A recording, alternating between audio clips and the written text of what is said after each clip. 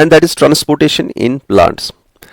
ये चैप्टर इंशाल्लाह हम कोशिश करेंगे इसी लेक्चर में फिनिश करने की, और अगर फिर भी रहता है तो नेक्स्ट लेक्चर हम इसके लिए प्रोवाइड कर सकते हैं। यहाँ पे ये वाला जो चैप्टर है इसमें बेसिकली हम क्या पढ़ते हैं, it is transportation of different substances in the plants, movement of different substances in the plants. आपको पता है प्लांट्स के अंदर फूड भी मूव होता है, फूड भी मूव होना है, वाटर एंड मिनरल्स मूव हो जाते हैं, गैसेस का मूवमेंट हो जाता है, गैसेस का डिफ्यूजन हो जाता है, ठीक है, एंड हार्मोन्स का भी मूवमेंट हो जाता है। और यही चीजें हमें इस चैप्टर में पढ़नी है कि कैसे फूड का मूवमेंट होता है, वाटर एंड मिनरल्स का मूवमेंट होता है, या इन गैसेस और वाटर मिनरल्स का, गैसेस एंड हार्मोन्स का मूवमेंट होता है। किन स्ट्रक्चर से मूव हो जाते हैं, इनके पीछे फोर्स कौन सा गवर्न करता है इनको मूव करने के लिए, कौन से प्रिंसिपल्स एंड प्रोसेसेस इन्वॉल्व हो जाती हैं मूवमेंट के लिए, समझ आ रहा है।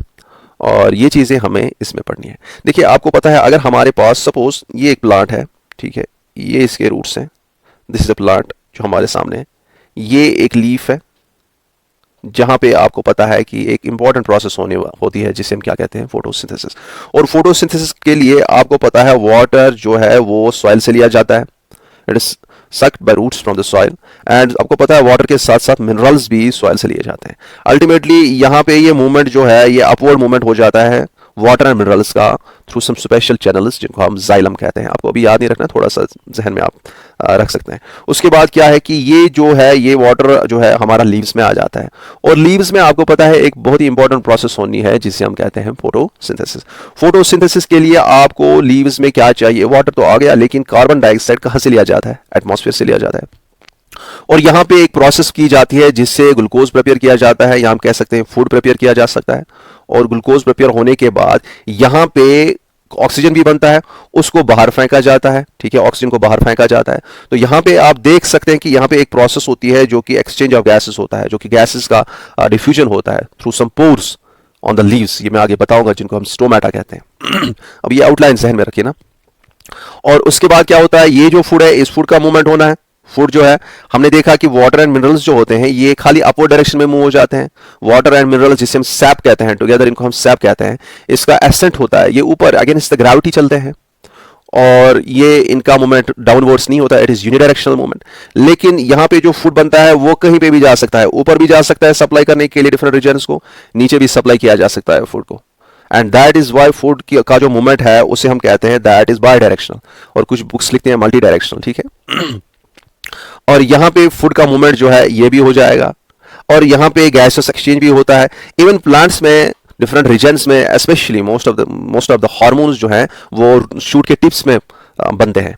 जो यहाँ पे शूट है, शूट के यहाँ पे जो टिप्स हैं यहाँ पे बनने हैं, यहाँ पे बनने हैं, इन टिप्स में काफी कुछ हार्मोन्स ऐसे होते हैं जो यहाँ पे बनते हैं। तो वहां से या जहाँ पे भी इनमें हार्मोन्स बनेंगे डिफरेंट रीजन्स में, वहां से उनको मूव कराना होता है डिफरेंट रीजन्स की तरफ जहाँ पे उनकी रिक्वायरमेंट होती है, ठीक है।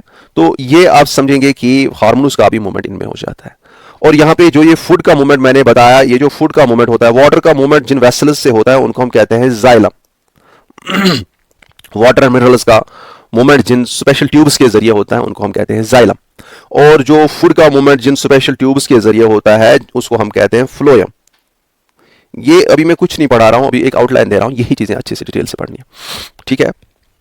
तो यहां पे ये चीजें अगर आपको समझ आ गई तो हम थोड़ा सा आगे चलते हैं। देखिए ये देखेंगे सबसे पहले ट्रांसपोर्टेशन जो प्लांट्स में होता है। आपको ये भी पता होना चाहिए कि जैसे एनिमल्स हैं, एनिमल्स में एक कम्प्लेक्स सर्कुलेटरी सिस्टम होता है। आप अपनी ही बात कीजिए, जैसे ह्यूमन बींग्स आपको पता है एक हार्ट है, there are innumerous number of blood vessels जिसमें आर्टरीज हैं, वेन्स हैं, कैपिलरीज हैं, वेन्यूल्स हैं, जो भी हैं, काफी सारी बंच ऑफ वेसल्स हमारी बॉडी में होती है। और बहुत ही कॉम्प्लिकेटेड होता है हमारा सर्कुलेटरी सिस्टम जो कि हमारी बॉडी में सब्सटेंसेस का मूवमेंट करता है।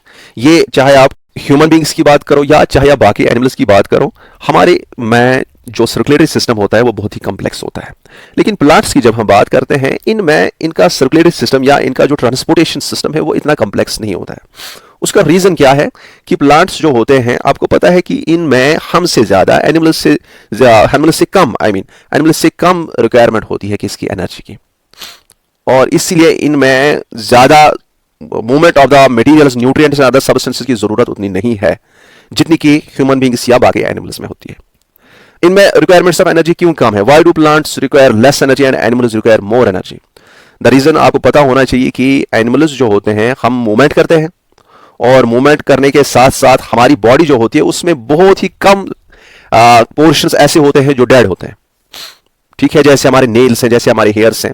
लेकिन मैक्सिमम पोर्शन जो हमारी बॉडी में होता है वो लिविंग टिश्यू होता है, and living tissue needs constant supply of continuous supply of nutrients, energy, oxygen and other things.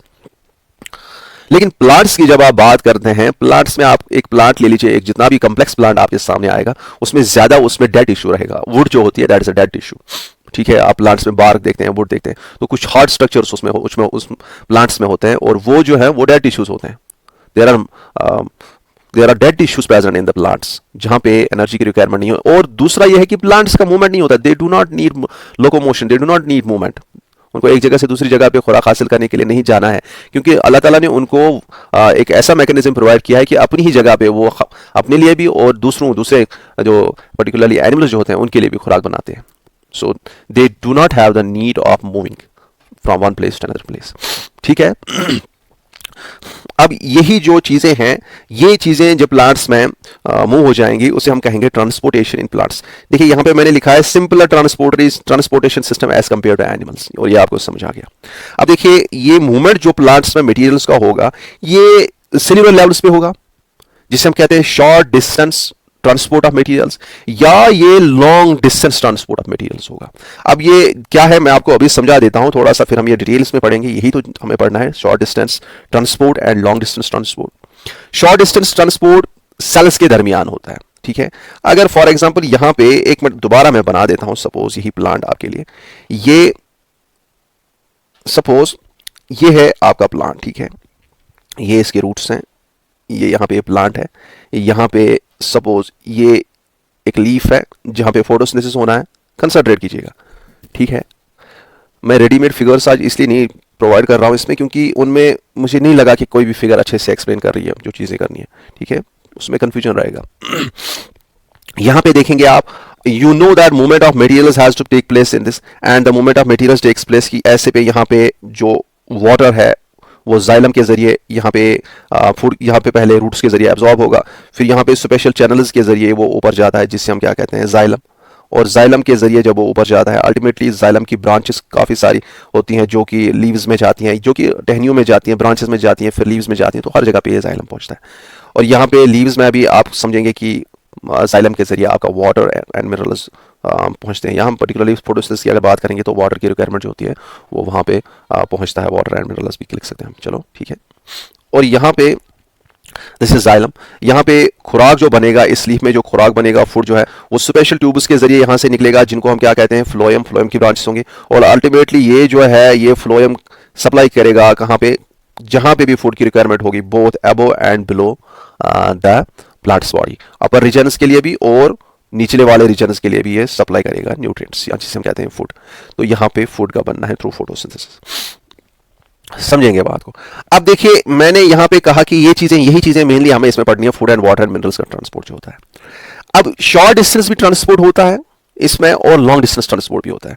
आप देखिए यहाँ पे जब हम देखेंगे, यहाँ पे रूट्स में यहाँ पे कुछ सेल्स हैं, फिर यहाँ पे कुछ सेल्स हैं, फिर यहाँ पे कुछ सेल्स हैं, फिर यहाँ पे कुछ सेल्स हैं। यहाँ पे आप देखेंगे सेल्स के दरमियान का मूवमेंट। देखिए शॉर्ट डिस्टेंस में क्या होता है, ये एक सेल है, ये एक सेल है, ठीक है। सेल्स के दरमियान का मूवमेंट जो होता है इसमें हम ये देखते हैं शॉर्ट डिस्टेंस में, इसमें हम सेलुलर लेवल की बात करते हैं। या ये देखते हैं एक सेल से सेल्स के दरमियान के स्पेस के दरमियान जो है ना, सेल्स के दरमियान जो स्पेसेस होती हैं वहां तक कैसे ट्रांसपोर्टेशन होता है, that is called short distance transport. तो सेलुलर लेवल पे एक सेल से दूसरी सेल में कैसे ट्रांसपोर्ट ऑफ मटेरियल्स होगा, या सेल्स से उनके आसपास जो स्पेसेस हैं उनके दरमियान, सेल्स और उनके आसपास की स्पेसेस के दरमियान मूवमेंट ऑफ मटेरियल्स कैसा होता है, that is what is called short distance transport. और ये यहाँ पे आप रूट्स में देखेंगे, ये आप यहाँ लीव्स में देखेंगे, ये कई जगहों पे आप प्लांट्स में देखेंगे। अगर यहाँ पे जहाँ पे ये movement of materials in xylem and phloem in the main branch, main axis में जहाँ पे भी ब्रांचेस में होगा या स्टेम में जहाँ पे भी होगा, वहां पे ये शॉर्ट डिस्टेंस नहीं होता है, this is called long distance transport, long distance transport, ठीक है। जाइलम और फ्लोएम के जरिए जो ट्रांसपोर्ट ऑफ मटेरियल्स होता है, जाइलम से water and minerals and phloem से फूड का ट्रांसपोर्टेशन जो होता है, this is long distance transport, क्योंकि ये ट्यूब की तरह ये एक्ट करते हैं जाइलम और फ्लोएम, और इनमें बहुत सारा मटेरियल फ्लो करता रहता है फॉर लॉन्ग डिस्टेंसेस। लीव से पता नहीं शूट के टिप्स तक पहुंच जाता है और नीचे भी रूट्स के टिप्स तक पहुंच सकता है, तो that is called long distance transport. लेकिन प्लांट्स में सेल्स के दरमियान जो मूवमेंट ऑफ मटेरियल्स होता है, हम देखेंगे आगे, ये क्लियर करेंगे इंशाल्लाह, that is what is called cells के दरमियान या सेल्स और उनके आसपास की स्पेसेस के दरमियान जो मूवमेंट ऑफ मटेरियल्स होता है, that is called short distance transport. समझेंगे आप? So this is called short distance transport. यहां पे अगर हम देखेंगे, यहां पे फूड का इसमें आना, ठीक है, या यहां पे रूट्स में एब्जॉर्ब होना वाटर एंड मिनरल्स का, या फूड जो है जब वो बनता है जहां पे वो स्टोर होता है वहां पे जाना, वहां पे शॉर्ट डिस्टेंस ट्रांसपोर्ट का यूज होता है, वो हम अभी बात करेंगे, देखेंगे।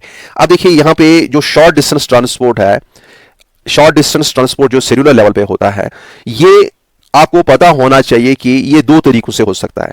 अगर शॉर्ट डिस्टेंस ट्रांसपोर्ट में मतलब सेल्यूलर लेवल पे जो ट्रांसपोर्ट होता है, अगर वहां पे एनर्जी की यूटिलाइजेशन नहीं होती है, उस वक्त हम उस शॉर्ट डिस्टेंस ट्रांसपोर्ट को पैसिव ट्रांसपोर्ट कहते हैं। क्या कहते हैं? Passive transport. इसमें क्या होता है, इसमें आपका जो शॉर्ट डिस्टेंस ट्रांसपोर्ट हो रहा है उसमें आप एटीपी खर्च नहीं करते हैं। Energy currency of the cell, हमारे लिविंग ऑर्गेनिज्म जो भी होते हैं उनमें जो है एनर्जी स्टोर होती है और यूटिलाइज जो होती है, that is in the form of adenosine triphosphate molecules. ठीक है, तो एटीपी का अगर यूज नहीं होता है, that is called passive transportation. ठीक है, तो सेल्स के दरमियान का ट्रांसपोर्ट या सेल्स और इंटरसेल्युलर स्पेसेस के दरमियान का ट्रांसपोर्ट पैसिवली हो सकता है, जिसमें कोई एटीपी यूज नहीं होगा, और ये एक्टिवली भी हो सकता है, there can be active transport जिसमें एटीपी का यूज होगा, जिसमें एनर्जी यूज होगी। अब आप खुद बताएंगे, जरा आप मुझे बताइए एनर्जी कब हमें यूज नहीं होती है और कब यूज होती है। देखिए, अगर कोई चीज आप मूव करा रहे हैं, अगर आप कोई चीज मूव करा रहे हैं from higher concentration to lower concentration, कोई चीज यहां पे ज्यादा है, यहां पे बहुत ज्यादा है और यहां पे कम है, ठीक है, तो आप मुझे बताइए इसका मूवमेंट खुद ब खुद कहां से कहां होना है, हाई कंसंट्रेशन से लो कंसंट्रेशन की तरफ। और जो ये पैसिव ट्रांसपोर्ट होता है, इसमें भी सबस्टेंसेस का मूवमेंट होता है कहां से, वहां से जहां सबस्टेंसेस ज्यादा प्रेजेंट होते हैं, ज्यादा कंसंट्रेशन में प्रेजेंट होते हैं, वहां से हाई कंसंट्रेशन से लो कंसंट्रेशन तक मूवमेंट हो जाता है उस सबस्टेंस का। ठीक है, और इसमें आप खुद ब खुद देख सकते हैं कि इसमें एनर्जी की रिक्वायरमेंट लगेगी ही नहीं, क्योंकि यहां पे हायर कंसंट्रेशन से लोअर कंसंट्रेशन की तरफ मूवमेंट होता है मटेरियल्स का। यहां हम इसी को क्या कहते हैं, डाउन द हिल मूवमेंट होता है, डाउन हिल मूवमेंट होता है। ठीक है, ये अप हिल नहीं है, ये डाउन हिल है, इसे हम कहते हैं towards the concentration gradient, towards concentration gradient, that means from higher concentration to lower concentration. और ये जो मूवमेंट है, ये मूवमेंट एनर्जी यूटिलाइज नहीं करेगा, this is called passive transport, passive transportation. और इसमें हमें क्या क्या पढ़ना है, क्या क्या देखना है, ये किस किस तरीके से होता है, सिंपल डिफ्यूजन के जरिए, फैसिलिटेटेड डिफ्यूजन के जरिए, and special type of diffusion that is called osmosis के जरिए। तो ये चीजें हमें इस पैसिव ट्रांसपोर्ट में पढ़नी है, शॉर्ट डिस्टेंस पैसिव ट्रांसपोर्ट में पढ़नी है। और आपको नेक्स्ट चीज में बताऊंगा कि इस पैसिव ट्रांसपोर्ट में या एक्टिव ट्रांसपोर्ट में अगर आप बताएंगे किन चीजों का मूवमेंट होना है, आप याद रखिएगा, सॉलिड्स का भी, लिक्विड्स का भी, गैसेस का भी।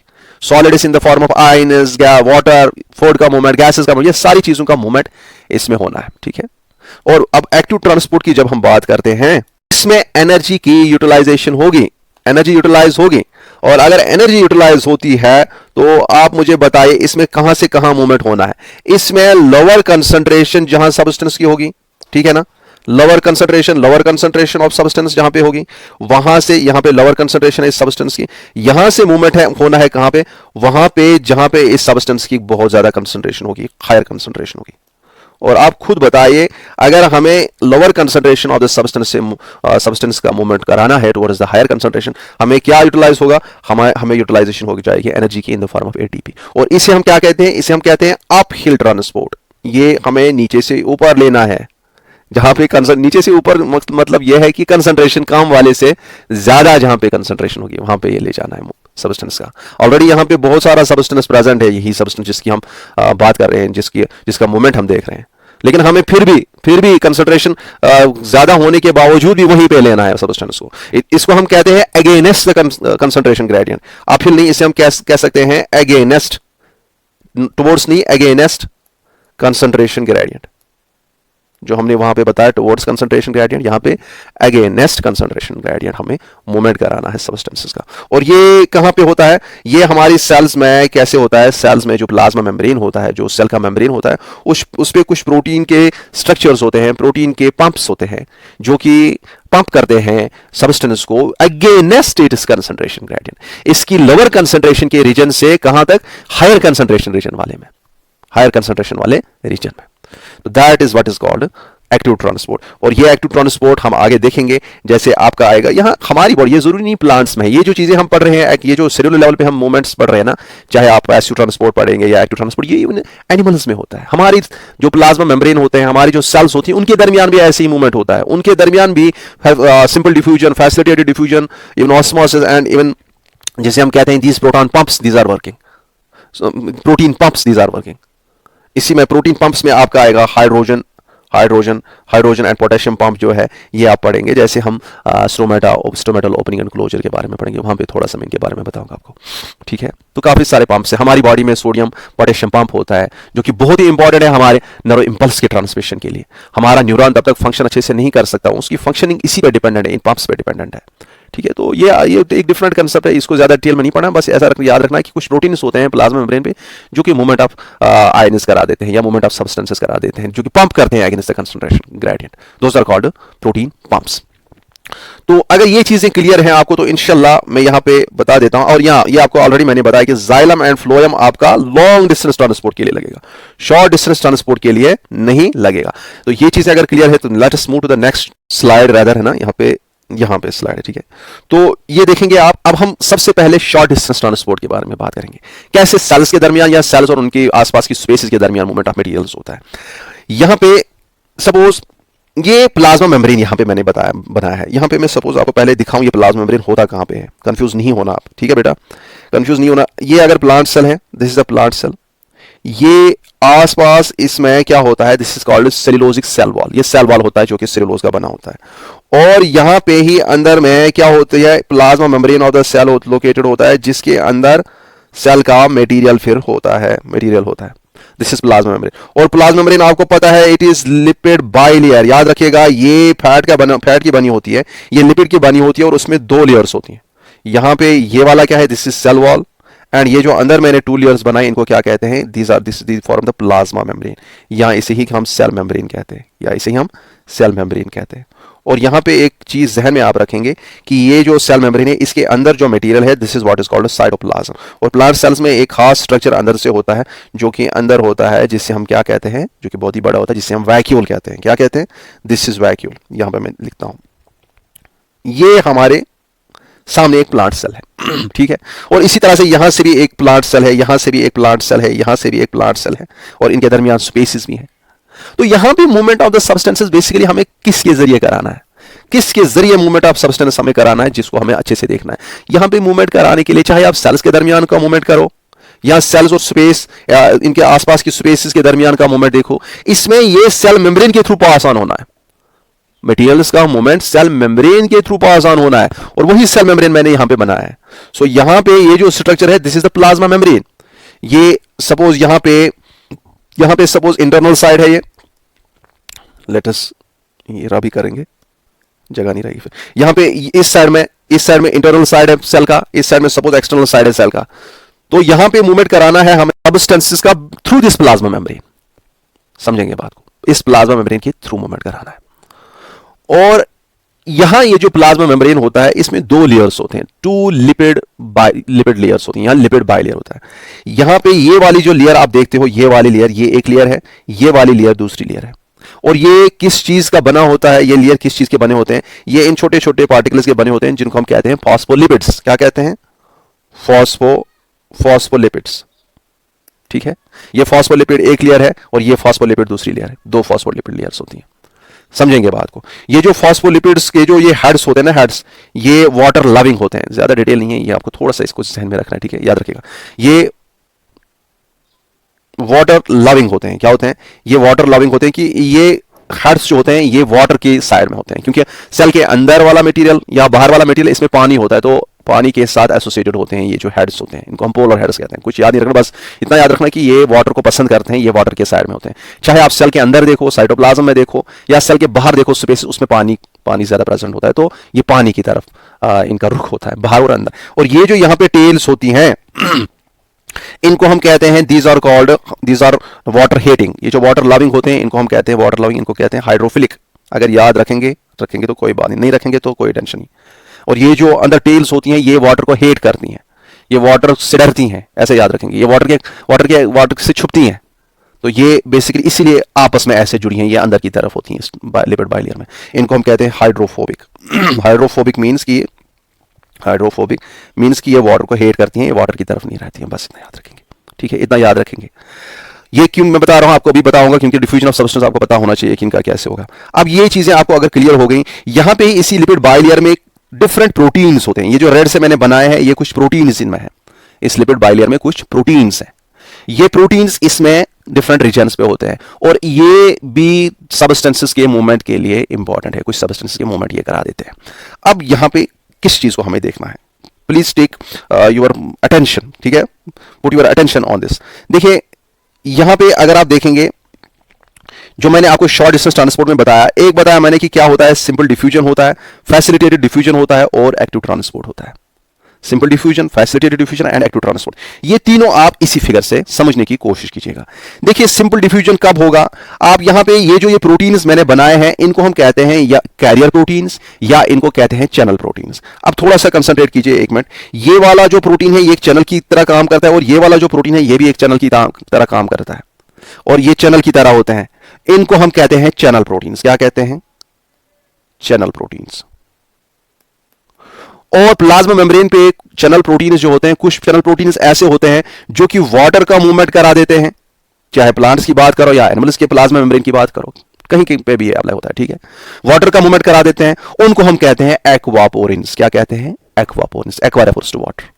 और कुछ ऐसे चैनल प्रोटीन्स होते हैं या कुछ ऐसे चैनल्स होती हैं प्रोटीन के बने जो कि डिफरेंट आयंस, जैसे पोटेशियम, सोडियम, कोई भी ऐसे डिफरेंट आयंस का मूवमेंट करा देते हैं, आयंस का मूवमेंट करा देते हैं, उनको हम क्या कहते हैं? उनको हम आयन चैनल्स कहते हैं, उनको हम आयन चैनल्स कहते हैं। और टुगेदर हम इनको क्या कहते हैं? इनको हम चैनल्स कहते हैं या चैनल प्रोटीन्स कहते हैं। Clear? Keep it in your mind. Next thing, इसी प्लाज्मा मेम्ब्रेन पे मूवमेंट ऑफ सब्सटेंस कराने के लिए चैनल्स भी हैं, और कुछ कैरियर प्रोटीन्स भी हैं। कैरियर प्रोटीन्स भी हैं। कैरियर प्रोटीन्स जो हैं वो ये हैं, एक ये है और एक ये है, ठीक है। ये जो मैंने दो प्रोटीन यहां पे बनाए, ये वाला जो प्रोटीन है इसको हम यूटिलाइज करते हैं, यूज करते हैं, प्लाज्मा मेम्ब्रेन यूज किया जाता है for facilitated diffusion. Facilitated diffusion के लिए इसे यूज किया जाता है। और फैसिलिटेटेड डिफ्यूजन के लिए जिस प्रोटीन को, जिस कैरियर को यूज किया जाता है उसको एक खास नाम देते हैं, उसको बोलते हैं परमिएसेस। उनको बोलते हैं permeases. Permeases are those carrier proteins which are utilized in facilitated diffusion. Keep it in your mind. और दूसरे किस्म के कैरियर प्रोटीन्स जो होते हैं वो ये हैं, जिनको हम क्या कहते हैं? जिनको हम पंप्स कहते हैं, जो कि हमें किस काम में यूटिलाइज होंगे? इन एक्टिव ट्रांसपोर्ट, जो कि एटीपी का यूज करते होंगे। एटीपी ब्रेक डाउन होता है into ADP and inorganic phosphate, जो मैंने ऑलरेडी आपको बताया, जो कि एक्टिव ट्रांसपोर्ट के लिए काम करते हैं। और याद रखिएगा, ये कंफ्यूज नहीं होना, दोनों चीजें, ये परमिएसिस भी और ये पंप्स भी, permeases for facilitated diffusion and pumps for active transport, ये दोनों जो हैं these are called carrier proteins. तो यहां पे प्लाज्मा मेम्ब्रेन में दो ही चीजें होती हैं, या तो चैनल प्रोटीन्स होती हैं, चैनल्स होती हैं, या चैनल प्रोटीन्स होती हैं, या तो कैरियर प्रोटीन्स होते हैं। कैरियर प्रोटीन्स, कुछ कैरियर प्रोटीन्स फैसिलिटेटेड डिफ्यूजन के लिए लगते हैं, उनको हम क्या कहते हैं? परमिएसिस। और कुछ कैरियर प्रोटीन्स एक्ट करते हैं इन द फॉर्म ऑफ क्या? पंप्स, जो कि पंप करेंगे against concentration gradient, and that is called active transport. किसके लिए लगेंगे? एक्टिव ट्रांसपोर्ट के लिए। Those are all called pumps. तो कुछ प्रोटीन पंप्स या कुछ परमिएसिस, दोनों जो है ये, इनको हम टुगेदर क्या कहते हैं? These are called carrier proteins. तो प्लाज्मा मेम्ब्रेन में जितने भी प्रोटीन्स हैं दो ही किस्म के हैं, या चैनल प्रोटीन्स है या तो कैरियर प्रोटीन्स है। चैनल प्रोटीन्स वाटर ट्रांसपोर्ट कर सकते हैं, वाटर का मूवमेंट उनसे हो सकता है, जिनको हम एक्वापोरिन्स कहते हैं, या आयंस का मूवमेंट कह सकते हैं, उनमें होता है, जिसे हम कहते हैं आयन चैनल्स कहते हैं। और जो कैरियर प्रोटीन्स होते हैं वो फैसिलिटेटेड डिफ्यूजन के लिए जो लगते हैं उनको हम परमिएसिस कहते हैं, जो कि एक्टिव ट्रांसपोर्ट के लिए लगते हैं उनको हम पंप्स कहते हैं। और एक चीज आप याद रखने की जरूरत नहीं है, लेकिन थोड़ा सा मैं बता देता हूं, जिनको फर्दर अगर थोड़ा सा कोई सुनना चाहते हैं तो आयन चैनल्स जो होती हैं ये जो होती हैं ये कुछ ओपन होती हैं, कुछ क्लोज्ड होती हैं, और कुछ जो क्लोज्ड होती हैं उन पे ऊपर जो गेट होता है that is ion gated, ligand gated जिसे हम कहते हैं, या वोल्टेज गेटेड, वो आपको पढ़ना नहीं है, बस इतना याद, जितना मैंने अभी बताया उतना आप याद रखेंगे, ठीक है। अच्छा, तो अब यहां पे आपको समझ आ गया कि मूवमेंट ऑफ मटेरियल्स इनके जरिए भी होना है, और मूवमेंट ऑफ मटेरियल इसके जरिए भी होना है कि यहां पे जो ये लिपिड है, लिपिड बाइलेयर के जो ये फॉस्फोलिपिड मॉलिक्यूल्स हैं, इनके दरमियान जो छोटी छोटी स्पेस है, इनके जरिए भी मूवमेंट ऑफ मटेरियल होना है, मूवमेंट ऑफ मटेरियल होना है। और जो मूवमेंट ऑफ मटेरियल इनके जरिए होता है थ्रू दीज लिपिड मॉलिक्यूल्स, उस मूवमेंट को हम कहते हैं सिंपल डिफ्यूजन। सिंपल डिफ्यूजन में आपको कोई चैनल प्रोटीन या आपको कोई कैरियर नहीं मिलेगा। सिंपल डिफ्यूजन में आपको कोई चैनल प्रोटीन या कोई कैरियर सपोर्ट नहीं करेगा, फैसिलिटेट नहीं करेगा मूवमेंट ऑफ मटेरियल्स के लिए। कोई भी मटेरियल जो मूवमेंट होना हो, चाहे सॉलिड हो, लिक्विड हो या गैसियस पार्टिकल का मूवमेंट हो, उसके लिए ना ही आपके सामने चैनल प्रोटीन है, ना ही आपके कैरियर प्रोटीन, ये दोनों यूज नहीं होते हैं, बल्कि क्या डायरेक्टली सिंपल तरीके से डिफ्यूज हो जाता है थ्रू दिस लिपिड बाइलेयर। और आप ये खुद बता सकते हैं क्या बड़े बड़े साइज के पार्टिकल्स इस लिपिड बाइलेयर के थ्रू पास ऑन हो सकते हैं? नहीं। क्या इस लिपिड बाइलेयर के थ्रू वो पार्टिकल्स पास ऑन हो सकते हैं जो कि वाटर लविंग होते हैं, जो कि वाटर हीटिंग रीजन से, जो कि इन हाइड्रोफोबिक टेल्स से नहीं गुजर सकते? वाटर लविंग जो होते हैं, जिनको हम कहते हैं हाइड्रोफिलिक, जो मैंने अभी कहा था, जैसे आपका पानी भी है, सपोज वाटर है, वाटर इस प्लाज्मा मेम्ब्रेन के लिपिड बाइलेयर से पास नहीं होगा। वाटर मॉलिक्यूल जो है आपके सामने, यहां पे लिपिड बाइलेयर के थ्रू कौन सा क्या क्या पास हो सकता है, जैसे आपका कार्बन डाइऑक्साइड हो, आपका ऑक्सीजन हो, ये छोटे छोटे मॉलिक्यूल्स जो है ये इसके जरिए पास ऑन हो सकते हैं, या और भी कुछ पास ऑन हो सकते हैं, छोटे साइज के होंगे लिपिड मॉलिक्यूल्स के दरमियान जो स्पेसेस हैं उनके जरिए। That is what is called simple diffusion. लेकिन यहां पे ही आप समझेंगे कि यहां पे बड़े साइज के पार्टिकल्स भी नहीं होंगे, और दूसरा वाटर जो है, वाटर लविंग पार्टिकल्स जो होते हैं, जो कि हाइड्रोफिलिक होते हैं, आपको वो डिटेल में नहीं पढ़ाना चाहता, बस इतना याद रखेंगे कि वाटर जो है, वाटर या वाटर लविंग पार्टिकल्स जो होते हैं वो यहां से बीच से पास नहीं हो सकते। यहां तो ठीक है, हेड्स जो है ये वाटर लविंग रीजन है, तो लाइक लव्स लाइक, ठीक है, वाटर लविंग अगर ये भी हैं, वो भी हैं वाटर लविंग, तो चलेगा, यहां से गुजर सकते हैं हेड्स से। लेकिन जब वो टेल्स की तरफ आएंगे तो यहां पे उनका रोकथाम होगा, नहीं बेटा, हम वाटर लविंग सब्सटेंसेस को यहां से पास ऑन नहीं करते हैं, पानी तुम वापस जाओ, तुम्हें यहां से नहीं जाने दे सकते हैं, गेट इज क्लोज्ड आपके लिए। यहां से अगर कोई लिपिड सॉल्युबल सब्सटेंस है, वाटर सॉल्युबल नहीं, लिपिड सॉल्युबल सब्सटेंसेस हैं, कोई फैट मॉलिक्यूल है, सपोज विटामिन है कोई जो फैट सॉल्युबल विटामिन है, उसको हम पास ऑन करेंगे, लेकिन आपको नहीं पास ऑन करेंगे, वाटर लविंग मटेरियल्स को, वाटर लविंग सब्सटेंस को या वाटर सॉल्युबल सब्सटेंस को पास ऑन नहीं करेंगे, तो इसलिए यहां से रोकथाम होता है। उसीलिए ये जो ये चैनल प्रोटीन या ये जो ये कैरियर प्रोटीन है ये काम आ जाते हैं। ये लार्ज साइज्ड पार्टिकल्स को यूज करेंगे मूव करने के लिए, या इवन क्या करेंगे, या इवन ये जो ये हाइड्रोफिलिक होते हैं जो कि वाटर लविंग सब्सटेंस है उनको मूव करने के लिए लगेंगे। और यहां पे आप देखेंगे सिंपल डिफ्यूजन में मैंने यहां पे लिखा है कि नो कैरियर चैनल प्रोटीन्स, कोई भी कैरियर चैनल प्रोटीन नहीं लगता है। और अगर कोई भी कैरियर या चैनल प्रोटीन नहीं लगता है तो इसमें एक खास चीज ये भी रहता है कि there is no saturation and there is no specificity. यहां पे नो लिखूंगा मैं, ठीक है, देयर इज नो स्पेसिफिसिटी।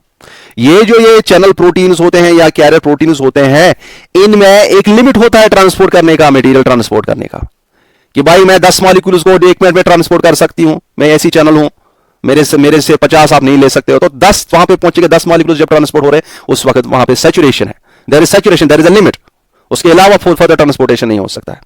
समझेंगे बात को। और इसी तरह से अगर हम देखेंगे इनकी सैचुरेशन भी और स्पेसिफिसिटी भी होती है इन चैनल प्रोटीन्स या इन कैरियर प्रोटीन्स की। स्पेसिफिसिटी ये होगी कि यहां पे अगर फॉर एग्जांपल मैंने कहा ये आयन चैनल है, याद रखिएगा, मैंने कहा ये आयन चैनल है, हमारे प्लाज्मा मेम्ब्रेन या प्लांट्स के प्लाज्मा मेम्ब्रेन में काफी सारे आयन चैनल्स होती हैं। हमारे प्लाज्मा मेम्ब्रेन की बात करेंगे आपको वहां पे मिलेंगे sodium ion channels, Na positive ion channel एक अलग होगी, एक होगी आपकी पोटेशियम आयन चैनल। आपके जो सोडियम मॉलिक्यूल्स है, सोडियम आयन से वो सोडियम आयन चैनल के थ्रू पास ऑन होंगे, कोई पोटेशियम के जरिए नहीं पास ऑन होंगे, वो देयर इज स्पेसिफिसिटी, ठीक है। तो पर्टिकुलर चैनल या पर्टिकुलर कैरियर प्रोटीन जो होता है पर्टिकुलर सब्सटेंस को मूव करा देते हैं, स्पेसिफिक होती है। और ये जो सिंपल डिफ्यूजन है, आपने खुद देखा कि ये इनके लिए ना ही कैरियर प्रोटीन्स का यूज होता है और ना ही इनके लिए चैनल प्रोटीन्स का यूज होता है। तो खुद बताइए मुझे, क्या इसमें सैचुरेशन होगी या स्पेसिफिटी क्या इसमें होगी कि नहीं? No, there will be no saturation और स्पेसिफिटी, ये ध्यान में रखेंगे। और मैंने यहां लिखा है स्मॉल साइज मॉलिक्यूल जैसे कार्बन डाइऑक्साइड, वाटर। और ये कहां पे यूज होता है ये सिंपल डिफ्यूजन? सिंपल डिफ्यूजन कहां पे यूज होता है? देखिए ये हमारा लीफ है, आगे पढ़ाऊंगा मैं इंशाल्लाह, ये अभी पढ़ना है। यहां पे आपको पता है स्टोमेटा के जरिए अब बाहर फेंका जाएगा ऑक्सीजन। बेटा ये लो, दुनिया में ऑक्सीजन एनिमल्स को चाहिए और हमें चाहिए आपका कार्बन डाइऑक्साइड स्टोमेटा के जरिए। ये डिफ्यूजन यहां पे सब इन गैसेस का होता है। अच्छा, इसी तरह से ट्रांसपायरेशन जो होती है यहां पे लीव्स, जो एक्सेस वाटर जो इनका होता है जब हीट होती है, तो ये एक्सेस वाटर कहां से फेंकते हैं? ये वाटर कहां से फेंकते हैं? लीव्स की सरफेस से फेंकते हैं बाहर, जो in the form of vapour निकलता है, in the form of gas निकलता है, and that is what is called transpiration. और ट्रांसपायरेशन जो होता है उसमें भी डिफ्यूजन होता है। There is diffusion of gases from the inner surface of the leaf to the outer atmosphere, that is transpiration. और सॉइल में जब हम एब्जॉर्प्शन देखेंगे, याद रखिएगा माय डियर फ्रेंड्स, सॉइल में जब हम एब्जॉर्प्शन देखेंगे तो काफी सारे substances through simple diffusion absorb हो जाते हैं, काफी सारे ions through simple diffusion absorb हो जाते हैं। क्लियर है? और ट्रांसलोकेशन ऑफ फूड भी बाय सिंपल डिफ्यूजन हो जाता है। ट्रांसलोकेशन हो गया कि मूवमेंट ऑफ द फूड, जो फूड का मूवमेंट होता है ना फ्लोएम में, जो मैंने आपको थोड़ा सा ऑलरेडी आइडिया दिया है। फ्लोएम में जो फूड का मूवमेंट होता है, सपोज ये हमारा एक प्लांट है, यहाँ पे ये लीफ है, इस लीफ में खुराक तो बन गया, अब इसको मूव करा देना हमें फ्लोएम में। ये जो मूवमेंट होता है इसका, that occurs through the diffusion, that occurs towards the pressure gradient. मैं आगे सिखाऊंगा by the process by that, but diffusion is involved in that. Diffusion from higher concentration to lower concentration. Simple diffusion. उसमें कोई facilitated diffusion नहीं लगता है इन ये phloem की पाइप्स में चलने के लिए, वहां पे लगेगा ही नहीं। वहां पे कौन से आपके प्रोटीन चैनल्स और कैरियर प्रोटीन्स होते हैं? नहीं, वहां पे सीधे एक चैनल के जरिए चलना है, इसे एक लंबी ट्यूब के जरिए चलना है। तो ये समझेंगे आप।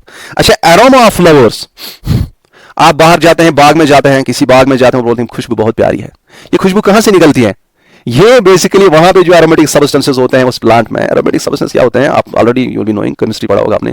तो वहां से जो सब्सटेंसेस होते हैं तो वो हवा में डिफ्यूज हो जाते हैं, और हवा में डिफ्यूज होते होते हमारे नाक तक आ जाते हैं और हमें बहुत ही प्यारी खुशबू मिलती है। ठीक है, and that is what is called simple diffusion. और सिंपल डिफ्यूजन में आपने इतना ही ध्यान में रखना है कि इसमें आपके कैरियर प्रोटीन्स और चैनल प्रोटीन्स का यूज नहीं होता है। Now next, that is what is called facilitated diffusion. Keep it in your mind, बड़ा शार्प माइंड रखिए यहां पे। फैसिलिटेटेड डिफ्यूजन के लिए मैंने यहां पे अभी कहा कि या तो चैनल्स का यूज होता है, या तो special type of carrier proteins का यूज होता है, जिन्हें हम क्या कहते हैं? Those are called permeases. ठीक है, मैंने आपको कहा कैरियर प्रोटीन्स दो किस्म के होते हैं, कुछ चैनल्स, कुछ आपके पंप्स भी होते हैं, प्रोटीन पंप्स होते हैं, they are also carrier proteins, and there are carrier proteins specially utilizable in facilitated diffusion. उनको हम क्या कहते हैं? They are called परमिएसेस।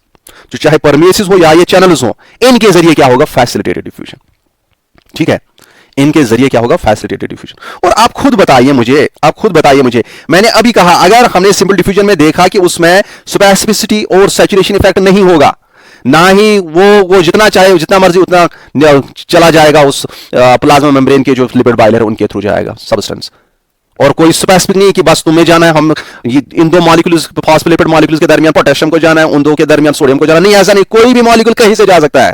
That is what is called, there is no specificity. But यहां पे चूंकि आपको पता है कि कैरियर प्रोटीन्स का यूज होता है, चैनल प्रोटीन्स का यूज होता है, जो कि बहुत ही स्पेसिफिक होती हैं, there is specificity and there is saturation effect, कि एक लिमिट रहता है इन चैनल्स और इन कैरियर प्रोटीन्स का। ये जो परमिएसेस होते हैं ये क्या करते हैं, या आप ऐसे रखेंगे, ये सपोज इस साइड में एक सब्सटेंस को उठाएंगे, बोलेंगे आजा सब्सटेंस आप हमारे पास आ जाओ, हम क्या करेंगे? हम फ्लिप करते हैं, ये ऐसे फ्लिप करेंगे और इसको इधर लाएंगे, फिर दोबारा अपने पोजीशन वैसे ही करेंगे कि इस वो साइड जहां से वो कैच करते हैं सब्सटेंस को बाहर से या अंदर से, वहां से वो साइड वो दोबारा अपनी जगह पे लाते हैं। तो ऐसे वो करते हैं, फ्लिप करते रहते हैं, इस जिसम कहते हैं कन्फॉर्मेशनल चेंज करते हैं। ठीक है, तो ये परमिएसेस करते हैं। अब ये तो है कि लिमिट तो है, ये नहीं कि मैं ये सपोज दो मॉलिक्यूल्स को एक साथ फ्लिप करके अंदर ला सकता है, जब तक वो दोबारा वापस अपनी पोजीशन में नहीं आएगा और फिर दो मॉलिक्यूल्स को लेना पड़ेगा इसे। तो इसका मतलब there is a saturation effect. इसी तरह से चैनल प्रोटीन्स में सैचुरेशन इफेक्ट है। अब देखिए यहां पे मैंने दिखाया आपको कि ये जो फैसिलिटेटेड डिफ्यूजन है, इसमें यहां पे फैसिलिटेटेड डिफ्यूजन की बात करेंगे, इसमें आपको हमने दिखाया कि चैनल प्रोटीन्स के जरिए या स्पेशल कैरियर प्रोटीन्स जिनको हम क्या कहते हैं? परमिएसेस, इनके जरिए मूवमेंट होता है। और चैनल प्रोटीन्स में एक्वापोरिन्स वाटर के लिए, आयन चैनल्स किसके लिए? डिफरेंट आयन्स के मूवमेंट के लिए, simple facilitated diffusion of different ions. अब यहां पे एक चीज आप याद रखिएगा, चाहे आपका सिंपल डिफ्यूजन हो या फैसिलिटेटेड डिफ्यूजन हो, दोनों में आपका क्या एटीपी यूज नहीं होता। This is a form of passive transport. ये दोनों क्या है? ये पैसिव ट्रांसपोर्ट है, ये एक्टिव ट्रांसपोर्ट नहीं है। These are passive transport, these are the means of passive transport. इसमें कोई एटीपी या एनर्जी खर्च नहीं होती है। ये किस से कहां से कहां होगा? From the higher concentration of the substance to the lower concentration, down hill, या हम कह सकते हैं टुवर्ड्स द कंसंट्रेशन ग्रेडियंट हो जाएगा, चाहे फैसिलिटेटेड डिफ्यूजन हो या सिंपल डिफ्यूजन हो। ठीक है। लेकिन अब देखिए यहाँ पे चैनल प्रोटीन्स के जरिए आपका वो एक्वापोरेंस के जरिए आपके वाटर का मूवमेंट हो सकता है, आयन चैनल्स के जरिए कैल्शियम पोटेशियम का मूवमेंट हो सकता है, और परमिएसिस जो होते हैं ये स्पेशली कुछ सब्सटेंसेस मूव करते हैं, स्पेशली यहाँ पे लिखा मैंने अमीनो एसिड्स का मूवमेंट के जरिए होता है, ठीक है, इन प्लांट्स जो होता है। अब ये अगर आपको समझ आ गया, अब हम यहाँ पे थोड़ा सा आपको बताएंगे ये जो एक्टिव ट्रांसपोर्ट वाले जो चैनल्स होती है, जो पंप्स होते हैं, वो कुछ आयन्स को मूव करा देते हैं, कुछ आयन या बाकी सब्सटेंसेस को भी मूव करा देते हैं। स्पेशली हमें ये एक्टिव ट्रांसपोर्ट कहाँ पे मिल सकता है, ये हमें मिलेगा कहाँ पे, रूट्स में भी, और जब फ्लोएम की लोडिंग होती है वहां पे भी मिलेगा, जब एब्जॉर्प्शन हो जाती है रूट्स में। ये आपका प्लांट है, एक बार फिर मैं आपको दिखा देता हूं, ये हमारा प्यारा प्यारा प्लांट है जिसके पीछे हम पड़े हैं, ऐसा प्लांट है। यहां पे याद रखेगा माय डियर स्टूडेंट्स, यहां पे आप कंसंट्रेट कीजिएगा, यहां पे आप याद रखेगा, यहां पे जो रूट्स में एब्जॉर्प्शन होता है ना, कुछ absorption, most of the ions are absorbed by active transport by utilising ATP, by utilising energy against the concentration gradient. जहां से कम कंसंट्रेशन इस सब्सटेंस की, जैसे सॉइल में कम कंसंट्रेशन है इन सब्सटेंसेस की, यहां से फिर भी हमें लेना है टुवर्ड्स इट हायर कंसंट्रेशन, जहां पे बहुत ज्यादा ऑलरेडी प्रेजेंट है, क्योंकि वहां चाहिए इसको आगे लेना है। तो यहां पे ये इनटू दीज सेल्स, इनटू जो रूट सेल्स होती हैं, रूट हेयर्स, या हम कह सकते हैं रूट के बाहर वाले जो सेल्स होती हैं उनमें ये एंटर हो जाता है, ठीक है। तो ऐसे एक्टिव ट्रांसपोर्ट के जरिए जिसमें एनर्जी का यूटिलाइजेशन होगा, तो एब्जॉर्प्शन ऑफ न्यूट्रिएंट्स, जो सब्सटेंसेस, जो मिनरल्स होते हैं, most of the minerals are absorbed by this. कुछ मिनरल्स सिंपल डिफ्यूजन के जरिए भी एब्जॉर्ब हो जाते हैं, डोंट पैनिक इन दैट, जो मैंने ऑलरेडी आपको कहा। लेकिन most of the minerals are absorb, most of the ions are absorbed by active transport utilising energy. और इसी तरह से फ्लोएम में जो लोडिंग होती है, अब यहां पे खुराक बना, फूड बना, अब यहां पे फ्लोएम की ये चैनल है, बोलती है बेटा मुझे खुराक दे दो, बहुत ही भूखे हैं सारे, ऊपर वाले टिश्यूज और नीचे वाले टिश्यूज, हर जगह के टिश्यूज प्यासे हैं, भूखे हैं, हमें खुराक दे दो। ये खुराक की जो लोडिंग हो जाती है यहां पे जो ये फूड बना, इसको लोड करना है इस पे, फ्लोएम की चैनल्स पे, that occurs through mostly remember, that occurs mostly through active transport. इसमें भी एनर्जी की यूटिलाइजेशन होती है और काफ़ी सारे पंप्स आपको यूज़ हो जाएंगे। तो ये चीज़ें आपको अगर समझ आ गए। अब यहाँ पे काफ़ी सारी बुक्स आपको कंफ्यूज करती हैं, थोड़ा सा पता है आपको, मैंने ये थोड़ा इसलिए पढ़ा है क्योंकि आप एक बुक खोलोगे ना, उसमें एक तरीके से ये दिया होगा, कंफ्यूज करते हैं, ऐसे दिखाते हैं, वो बता देते हैं कि खाली फैसिलिटेटेड डिफ्यूजन में कैरियर प्रोटीन्स होते हैं, वहाँ पे इन कैरियर प्रोटीन्स नहीं होते हैं, एक्टिव ट्रांसपोर्ट में नहीं होते हैं। और वो ये यूनिपोर्ट, सिम्पोर्ट, एंटीपोर्ट, जो ये कंसेप्ट, छोटा सा कंसेप्ट है, वो कहते हैं this is always applicable to facilitated diffusion only, active transport के लिए नहीं है। नहीं, ऐसा नहीं है। अब मैं यहां पे एक कंसेप्ट आपको सिखाने जा रहा हूं जो कि एप्लीकेबल होगा for both facilitated diffusion as well as active transport, क्योंकि दोनों में आपके कैरियर प्रोटीन्स का यूज होता है। अगर जो फैसिलिटेटेड डिफ्यूजन में चैनल प्रोटीन्स का भी यूज होता है, लेकिन मैंने कहा special type of carrier proteins का भी यूज होता है, जो चैनल्स की तरह नहीं होते हैं, जो एक स्पेशल प्रोटीन्स होते हैं जो कि कन्फर्मेशन चेंज करते हैं सब्सटेंस को मूव करने के लिए, जिनको हम परमिएसिस कहते हैं। These are the type of carrier proteins। और एक्टिव ट्रांसपोर्ट में जो पंप्स है, those are type of carrier proteins. Carrier proteins जहां भी होते हैं, ये कैरियर प्रोटीन्स सब्सटेंसेस का मूवमेंट जो करा देते हैं, ये मूवमेंट किस तरीके से कराएंगे, कितने सब्सटेंसेस का मूवमेंट कराएंगे, किस तरीके से मूवमेंट कराएंगे सब्सटेंसेस का, इस बेस पे कैरियर प्रोटीन्स को 3 टाइप्स में डिवाइड किया गया है। कुछ कैरियर प्रोटीन्स को हम क्या कहते हैं, दे आर कॉल्ड यूनिपोर्टर्स, कुछ कैरियर प्रोटीन्स को कहते हैं सिम्पोर्टर्स, कुछ कैरियर प्रोटीन्स को कहते हैं एंटीपोर्टर्स। ये थोड़ा सा हायर कंसेप्ट है, लेकिन इतना आप ले लीजिए, इतना आप जज़ब कीजिएगा, ठीक है। मुझे लगता तो नहीं है कि पूछ सकते हैं इतना, लेकिन अगर पूछा फिर क्या करेंगे उस वक्त। यहाँ तक पहुँचते ही हमने टच किया है कंसेप्ट को, छोड़ेंगे हाथ से तो वो अच्छा नहीं रहता। इसलिए जो भी मैं आपको पढ़ाता हूँ, मैं कोशिश करता हूँ कि एक स्टेप थोड़ा सा हायर हो, एक स्टेप, कि क्या पता कभी किस्मत खराब होती है तो ऐसा क्वेश्चन पूछते हैं, फिर वहाँ नहीं बोल सकते सर आपने सिलेबस से बाहर डाला था, फिर कौन बोलेगा, फिर कोई नहीं पूछने वाला होता है, फिर निकलता है रिजल्ट और फिर गिर जाते हैं। तो एक स्टेप जब हम हाई चलते हैं, 4-5 स्टेप नहीं, एक स्टेप हाई चलते हैं तो अच्छा रहता है। अब देखिए टाइम भी काफी पहुंचा। यूनिपोर्टर्स, सिम्पोर्टर्स, एंटीपोर्टर्स। अगर आपके सामने ये प्लाज्मा मेम्ब्रेन है, ये लिपिड बाइलेयर है, जो मैंने अभी कहा था आगे ओके ऊपर दिखाया था आपको। अगर यहां पे ये एक कैरियर प्रोटीन है, ठीक है, अब ये कैरियर प्रोटीन क्या करता है, ये कैरियर प्रोटीन सब्सटेंसेस का मूवमेंट करा देता है। अगर ये किसी सब्सटेंस का मूवमेंट करा देता है इनटू ए पर्टिकुलर डायरेक्शन, लेकिन एक ही सब्सटेंस का मूवमेंट करा देता है, एक ही सब्सटेंस का मूवमेंट करा देता है, उस वक्त हम इस कैरियर प्रोटीन को क्या कहेंगे? Tell me, what do we tell this carrier protein? This is called a uniport, this is called a uniporter. And substance का जो मूवमेंट हो रहा है दैट इज कॉल्ड यूनिपोर्ट। वो अगर याद नहीं रखेंगे, लेकिन इतना याद रखें, यूनिपोर्टर मींस ये कैरियर प्रोटीन जो क्या करा देता है, एक ही सब्सटेंस का मूवमेंट करा देता है। एंड एक ही सब्सटेंस का मूवमेंट होना that is called uniport, uniport movement, ठीक है। और दूसरा है कि अगर दो सब्सटेंसेस का मूवमेंट किया जाता है, दो सब्सटेंस का, ये फॉर एग्जांपल ये यूनिपोर्ट जो है आपको ऐसे याद रखेंगे, जो हमारे इंटेस्टाइन होते हैं ना, ये मैंने आपको ऑलरेडी कहा, ये जो मैं ये शॉर्ट डिस्टेंस ट्रांसपोर्ट आपको पढ़ा रहा हूं, ये एनिमल्स में भी एप्लीकेबल है, ठीक है। अगर आप हमें पर्टिकुलरली देखेंगे, हमें जो फ्रक्टोज जो होता है ना, फ्रक्टोज जो हमें एब्जॉर्ब होता है, जो हमें फ्रक्टोज होता है स्मॉल इंटेस्टाइन में, वो अकेला जाता है बेचारा, और उसके साथ कोई और सब्सटेंस एब्जॉर्ब नहीं होता है, या कोई और सब्सटेंस सेल के प्लाज्मा मेम्ब्रेन में मूवमेंट नहीं करा देता है जब फ्रक्टोज का मूवमेंट होता है। जब ये कहाँ से जाता है, हमारे इंटेस्टाइन से जाता है, हमारे इंटेस्टाइनल स्पेस से जाता है, लिमिन से जाता है, कहाँ पे जगह जहाँ पे ये डाइजेस्ट हुआ मटेरियल, वहां से जाता है इनटू द सेल्स, जो आसपास सेल्स होती हैं इंटेस्टाइन की प्लाज्मा मेम्ब्रेन के जरिए। तो ये फ्रक्टोज का मूवमेंट आप समझेंगे। अच्छा, इसी तरह से अब दो सब्सटेंस का मूवमेंट होगा, दो सब्सटेंस का मूवमेंट अगर एक ही डायरेक्शन में होता है, दैट इज कॉल्ड सिम्पोर्ट। अगर ये एक प्रोटीन मॉलिक्यूल है, ये एक सब्सटेंस और दूसरा सब्सटेंस दोनों का मूवमेंट एक ही डायरेक्शन में करता है, that means this is called symporter, और इस ट्रांसपोर्ट को हम कहते हैं सिम्पोर्ट ट्रांसपोर्ट। और सिम्पोर्टर में आप याद रखेंगे, हमारी डाइजेस्टिव सिस्टम में सोडियम जब एब्जॉर्ब होता है, Na पॉजिटिव जब एब्जॉर्ब होता है, उसी के साथ साथ ग्लूकोज भी एब्जॉर्ब होता है, ये दोनों एब्जॉर्ब होते हैं एक साथ हमारे इंटेस्टाइन में, ठीक है, ये याद रखेंगे। इसी तरह से थर्ड जो मैंने आपको कहा, जिसे हम कहते हैं एंटीपोड, इसमें एक सब्सटेंस का मूवमेंट एक डायरेक्शन में होगा और दूसरे सब्सटेंस का मूवमेंट इसकी अपोजिट डायरेक्शन में होगा, that is called antipode.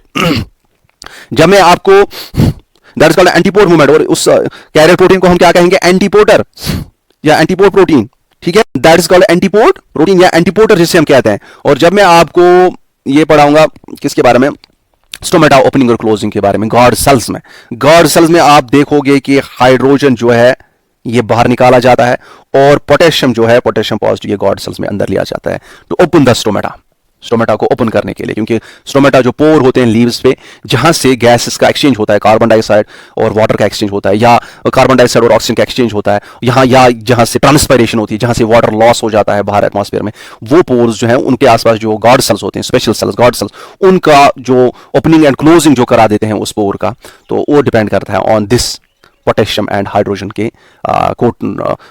Antipode पे। इसे कहते हैं को ट्रांसपोर्ट। जब दो सब्सटेंसेस का मूवमेंट होता है, को ट्रांसपोर्ट, मत याद रखिए वो, बस इतना काफी है, ठीक है। This is sufficient for you. और इसके बाद अब हम आते हैं नेक्स्ट, जो मैंने वहां पे नहीं बताया था। तो मैंने कहा था कि पैसिव ट्रांसपोर्ट में सिंपल डिफ्यूजन होता है, फैसिलिटेटेड डिफ्यूजन होता है, और स्पेशल टाइप ऑफ डिफ्यूजन होता है that involves water, and that is called osmosis. Osmosis क्या है? ऑस्मोसिस एक स्पेशल टाइप ऑफ डिफ्यूजन ये है जिसमें डिफ्यूजन होता है किसका? वाटर का डिफ्यूजन होता है थ्रू सेमी परमेबल मेम्ब्रेन। कहां से? From it is higher concentration to it is lower concentration. Water जहां ज्यादा कंसंट्रेशन में प्रेजेंट हो, टुवर्ड्स जहां पे वाटर की कंसंट्रेशन कम हो। यहां पे कुछ कंसेप्ट सीखने के लिए है, प्लीज आप जहन को बड़ा तेज रखिएगा। यहां पे देखिए, सपोज मैंने यहां पे लिखा है it is the diffusion of solvent और वाटर, क्योंकि सॉल्वेंट यहां पे आप एक मिनट ध्यान रखिए।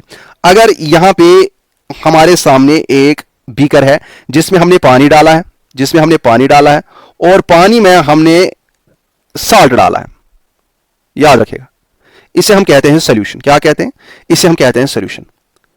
और इसमें जो ये पानी है, दिस इज कॉल्ड सॉल्वेंट, और ये जो इसमें ये साल्ट है, this is called solute. Solute किस में डिजॉल्व किया? हमने सॉल्वेंट में डिजॉल्व किया, और ये सारा क्या बना? सॉल्यूशन। और मोस्ट ऑफ द बायोलॉजिकल जो सब्सटेंसेस होते हैं, बायोलॉजिकल जो जहां पे भी आप सेल्स में देखो या टिश्यूज में देखो, वहां पे मोस्टली सॉल्वेंट जो होता है वो क्या होता है? पानी, वाटर, ठीक है। ये अल्कोहल नहीं होगा, ये कोई और चीज नहीं होगा, ये वाटर होगा। तो वाटर होता है सॉल्वेंट। अब देखिए, इसीलिए हमने कहा diffusion of, it is a special type of diffusion which involves the diffusion of solvent और water through a semi permeable membrane towards its concentration gradient, that means higher concentration से lower concentration की तरफ। अगर मैं कभी कहूंगा against concentration gradient, that is from lower concentration to higher concentration, ठीक है। अब यहां पे कंसंट्रेट कीजिए मेहरबानी करके। यहां पे अगर मैं फॉर एग्जांपल दो बीकर्स लेता हूं, ये एक ही बीकर लेता हूं, ठीक है, कंसंट्रेट कीजिएगा बहुत ही अच्छे से। यहां पे इनके दरमियान मैंने एक सेमी परमेबल मेम्ब्रेन डाला, यहां पे भी एक सॉल्यूशन है, यहां पे भी एक सॉल्यूशन है, और यहां पे भी एक सॉल्यूशन है, ठीक है। ये सॉल्यूशन है, ये पानी है, पानी में कुछ सॉल्ट डिसॉल्व्ड है फॉर एग्जांपल, ठीक है। ये दोनों साइड में सॉल्यूशन है, और बीच में मैंने क्या रखा है? बीच में मैंने एक सेमी परमेबल मेम्ब्रेन रखा है। सेमी परमेबल मेम्ब्रेन वो मेम्ब्रेन है जो सॉल्वेंट के मॉलिक्यूल्स को पास होने देता है और सॉल्यूट के मॉलिक्यूल्स को पास होने नहीं देता है। मतलब पानी को ये मूव होने देगा, पानी के मॉलिक्यूल्स को, लेकिन इसमें जो साल्ट प्रेजेंट होगा उसको मूव करने नहीं देगा। That is what is called semi permeable membrane. और इसी सेमी परमिएबल मेम्ब्रेन में हमें अगर सॉल्यूशन, इन दो सॉल्यूशंस को देखते हैं, अगर हम देखेंगे इनमें जो पानी का मूवमेंट होगा फ्रॉम कहां से वहां से जहां से पानी की कंसंट्रेशन ज्यादा होगी टुवर्ड्स इट्स कंसंट्रेशन ग्रेडियंट, जहां से पानी की कंसंट्रेशन ज्यादा होगी वहां से कहां जहां पानी की कंसंट्रेशन कम होगी। अब यहां पे देखिए पानी की कंसंट्रेशन कहां पे ज्यादा होती है और कहां पे कम होती है। यहां पे कुछ कंसेप्ट्स में आसानी तरीके से समझाना चाहता हूं, वो सारे समझेंगे इंशाल्लाह। यहां पे देखिए सपोज यहां पे हमने साल्ट डाला, इसमें भी यहां पे हमने 1 2 3 और 4 साल्ट मॉलिक्यूल्स डाले, ठीक है, 4 साल्ट मॉलिक्यूल्स डाले हैं। अब यहां पे सपोज हमने 1 2 3 4 5 6 7 8 9 10 साल्ट मॉलिक्यूल्स डाले। आप खुद बताइए मुझे यहां पे पानी की कंसंट्रेशन कहां पे ज्यादा है? क्या बीकर ए में पानी की कंसंट्रेशन ज्यादा है? क्या ए रीजन में ज्यादा है? क्या बी रीजन में ज्यादा है? पानी की कंसंट्रेशन ए रीजन में ज्यादा है क्योंकि यहां पे साल्ट कम है। और यहां पे मैंने कहा कि डिफ्यूजन में क्या होता है, ऑस्मोसिस में क्या होता है, सॉल्वेंट या वाटर का मूवमेंट होगा from it is region of higher concentration to lower concentration. ये डिफ्यूजन ही है ना। डिफ्यूजन मैंने हमेशा कहा कि वो हायर टू लोअर कंसंट्रेशन होता है। फैसिलिटेटेड डिफ्यूजन हो या सिंपल डिफ्यूजन हो या ये स्पेशल टाइप ऑफ डिफ्यूजन हो जिसको हम ऑस्मोसिस कहते हैं। तो कहां से कहां मूवमेंट ऑफ वाटर होगा आप झट से बता सकते हैं। इस सेमी परमिएबल मेम्ब्रेन से वाटर का मूवमेंट होगा from beaker A to beaker B. समझेंगे बात को, from beaker A to beaker B. और एक चीज मैं आपको बता देता हूं, आप यहां पे ये यहीं पे याद रखिएगा, हमेशा जो वाटर का मूवमेंट होता है वो होता है from higher water potential to lower water potential. उस रीजन से जहां वाटर का हायर पोटेंशियल होगा टू उस रीजन तक जहां वाटर का लोअर पोटेंशियल होगा। देखिए पोटेंशियल मतलब क्या है, वाटर मॉलिक्यूल्स जितने फ्री होंगे ना उतना उनमें पोटेंशियल है कि वो कुछ भी कर सकते हैं। वो इधर भी जा सकते हैं, उधर भी जा सकते हैं, इधर भी जा सकते हैं, हर जगह जा सकते हैं, उनमें बहुत पोटेंशियल होगा। लेकिन एक बार उसमें आप साल्ट चलाएंगे तो वाटर का जो पोटेंशियल है वो डिक्रीज हो जाता है। ऐसे याद रखेंगे आप सिंपलिसिटी के लिए। तो यहां पे वाटर जो है, आप मुझे बताइए कहां पे वाटर पोटेंशियल ज्यादा होगा, कहां पे वाटर पोटेंशियल ज्यादा होगा? जहां पे सॉल्यूट ज्यादा होगा। क्या यहां पे होगा कि सॉल्यूट जहां पे कम होगा? जहां पे सॉल्यूट कम होगा। तो यहां पे वाटर पोटेंशियल ज्यादा होता है। तो ये मूवमेंट कहां से होगा? From the region with having higher water potential to having lower water potential. Higher water potential हम इस तरह से दिखाते हैं, साई के नीचे डब्ल्यू दिखाते हैं। ये कहां से, ये बीकर ए में क्या है, ये ज्यादा है कि कम है? ये बहुत ज्यादा है वाटर पोटेंशियल। यहां वाटर कहीं भी मूव हो सकता है, इनमें बहुत पोटेंशियल है, ठीक है। इसमें कंसंट्रेशन ऑफ वाटर पोटेंशियल है क्या? अगर आपको कोई बताएगा क्या है, number of water molecules present. कहां पे ज्यादा वाटर मॉलिक्यूल्स प्रेजेंट है? बीकर ए में, ठीक है ना, क्योंकि वहां बीकर बी में क्या है, बी रीजन में क्या है, वाटर मॉलिक्यूल्स कम प्रेजेंट क्योंकि सॉल्यूट वहां पे ज्यादा डाला गया। तो यहां पे वाटर मॉलिक्यूल्स का जो नंबर है वो कम है, इसलिए यहां पे वाटर पोटेंशियल जो है वो कम है। तो मूवमेंट कहां से कहां होता है ऑस्मोसिस में? रिमेंबर अनदर पॉइंट कि from the region having higher water potential to the region having lower water potential. इतना क्लियर हो गया। और एक चीज आप जहन में रखिएगा मेहरबानी करके, वो ये है कि जो वाटर पोटेंशियल प्योर वाटर का होता है, प्योर वाटर का, आप मुझे बताइए क्या ये ज्यादा होगा देन किसी सॉल्यूशन का कि कम होगा? प्योर वाटर में कुछ और है ही नहीं, तो वाटर का बहुत सारा पोटेंशियल है। That means pure water has got highest water potential, and highest water potential जो प्योर वाटर का हम दिखाते हैं that we take equal to 0। This is highest water potential. और सॉल्यूशन का वाटर पोटेंशियल क्या होता है? That is always negative. Solution का वाटर पोटेंशियल जो होता है, कोई भी सॉल्यूशन आप लेंगे वो कम होगा देन प्योर वाटर से कम होगा, और वो क्या होगा, उसका नेगेटिव वैल्यू होता है। कभी भी सॉल्यूशन का वाटर पोटेंशियल वैल्यू आप पॉजिटिव नहीं देख सकते। हो गई दो चीजें आपको क्लियर कि हायर कंसंट्रेशन से लोअर कंसंट्रेशन तक वाटर की, जिससे हम कहते हैं कि हायर वाटर पोटेंशियल से लोअर वाटर पोटेंशियल तक जा सकते हैं। यहां पे कुछ और पॉइंट्स है, अगर आप वो जहन में रखना चाहते हैं, वालों को नहीं रखना चाहते उतना भी टेंशन नहीं है, लेकिन थोड़ा सा मैं बता देता हूं। Some of you might be wishing to know that also, कि आपने सुना होगा दो कंसेप्ट हैं, एक होता है सॉल्यूट पोटेंशियल, दूसरा होता है ऑस्मोटिक पोटेंशियल, जिसे हम कहते हैं ऑस्मोटिक प्रेशर। या छोड़िए वो चीज हम डिस्कस नहीं करेंगे, आप ये खुद देखेंगे, ठीक है। ये आपके लिए होमवर्क है, ये चीजें भी आप खुद देखेंगे, ठीक है। एक आप देखिएगा सॉल्यूट पोटेंशियल, क्योंकि हमें पूरे सारे कंसेप्ट जो मैं आगे एक्सप्लेन करूंगा उसके लिए मुझे इन चीजों का ज्यादा यूज नहीं होगा, मुझे जिसका यूज होगा वाटर पोटेंशियल के जरिए ही मैं सब कुछ एक्सप्लेन करूंगा, ठीक है। तो ये सॉल्यूट पोटेंशियल आप ये भी देखेंगे, osmotic potential and osmotic pressure. अगर आपको समझ नहीं आया मुझे बताना, मैं आगे बताऊंगा कभी, ठीक है, टेंशन नहीं है इस चीज का, ठीक है। और ये याद रखेगा ऑस्मोटिक पोटेंशियल जो है ये भी नेगेटिव होता है, और जो ऑस्मोटिक प्रेशर होता है ये पॉजिटिव होता है। ये अपने जहन के किसी कोने में ऐसे ही रख दीजिएगा, ठीक है। और एक पॉइंट अगर आप फर्दर देखना चाहते हैं, that is called diffusion pressure deficit. ये हायर कंसेप्ट्स हैं, लेकिन थोड़ा अगर कोई देखना चाहते हैं तो देखेंगे। डिफ्यूजन प्रेशर डेफिसिट क्या होता है? डिफ्यूजन, ये बेसिकली डिफ्यूजन प्रेशर डेफिसिट, प्यास होती है, थर्स्ट होती है फॉर वाटर, ठीक है, वो आगे बताऊंगा मैं कभी, तो इतना आप जहन में रखिएगा। अब यहां पे अगर आपको ये समझ आएगा, from less concentrated to more concentrated solution, आप मुझे खुद बताइए आप कहां से कहां मूवमेंट होगा ऑस्मोसिस में? क्या प्योर वाटर से सॉल्यूशन की तरफ, या उस सॉल्यूशन में जिसमें पानी ज्यादा प्रेजेंट होगा जो कि लेस कंसंट्रेटेड होगा, लेस कंसंट्रेटेड या जो डाइल्यूट होगा जिसमें पानी ज्यादा होगा, टू मोर कंसंट्रेटेड सॉल्यूशन। लेकिन किसके जरिए? सेमी परमेबल मेम्ब्रेन के जरिए। आपको ये अक्सर बताया जाता है plasma membrane is semi permeable, कुछ बताते हैं plasma membrane is selectively permeable.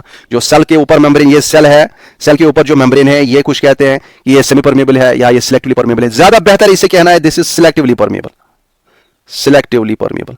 और ये आपने ऑलरेडी सीख लिया।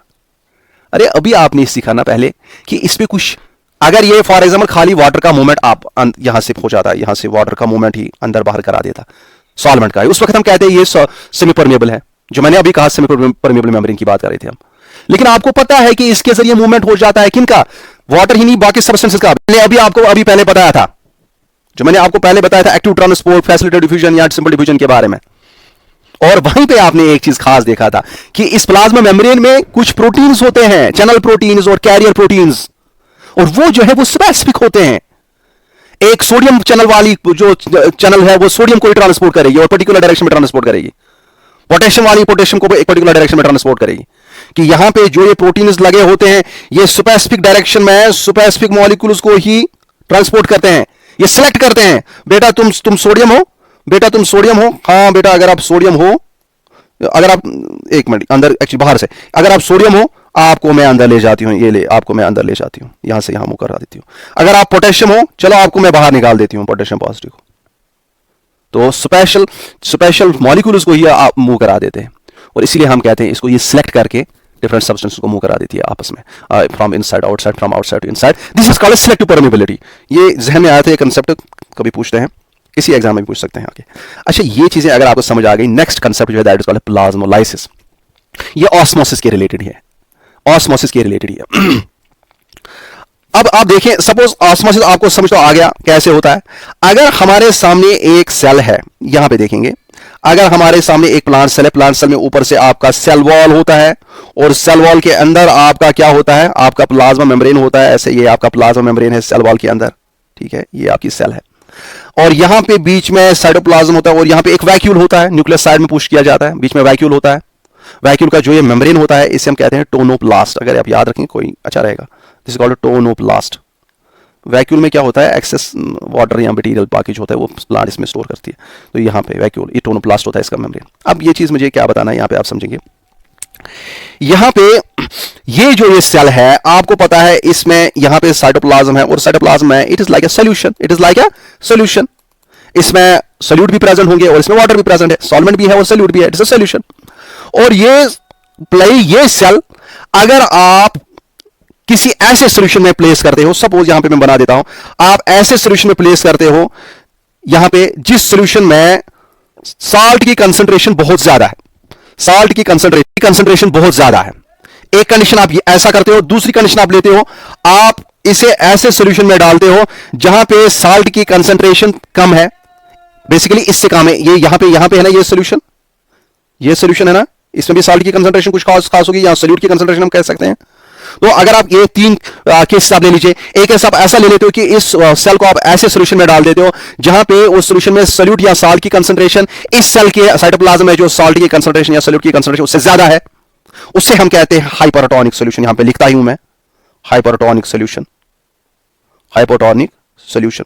दूसरी कंडीशन आप ऐसा करते हो कि उस बीकर में डालते हो जिसमें सॉल्यूशन क्या है, उसकी सॉल्यूट या साल्ट की कंसंट्रेशन कम है इससे, that is called hypo means come, hypotonic solution, hypotonic solution.